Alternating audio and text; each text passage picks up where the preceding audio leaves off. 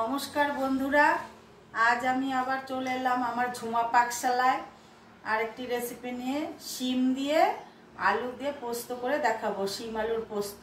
আপনারা সাথে থাকুন, দেখুন আমি কিভাবে করি। কড়াইতে আমি তেল দিয়ে দিচ্ছি, আলু জিরে ফোড়ন দিয়ে দিলাম।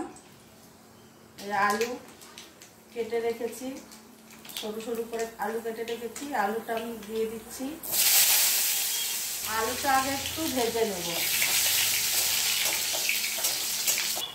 আলুটা যে আমার ভাজা হয়ে গেছে,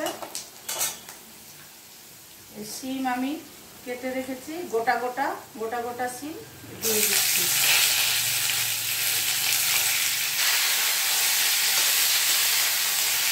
মতন নুন দিয়ে দিলাম।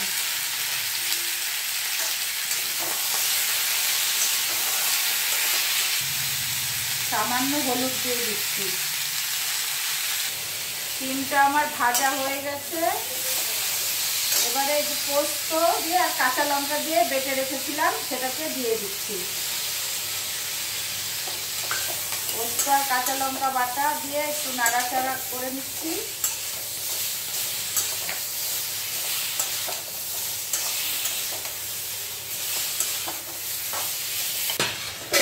এই পোস্ত বাটা বাটিতে একটু জল দিয়ে গুলিয়ে নিয়ে সেটা দিয়ে দিলাম।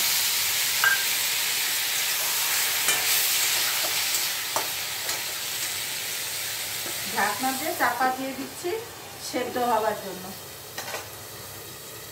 দিয়ে দেখি কি হলো।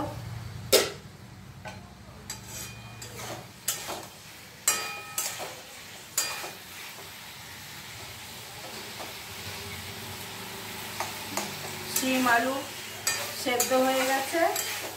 2 মিনিট ঢেকে রেখেছিলাম। এবারে আমি চিনি দিয়ে দিচ্ছি।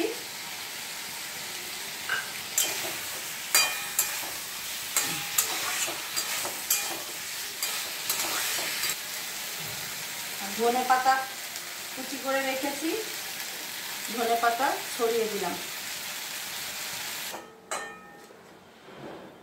10 সেকেন্ডের মতো একটু চাপা দিয়ে রাখছি।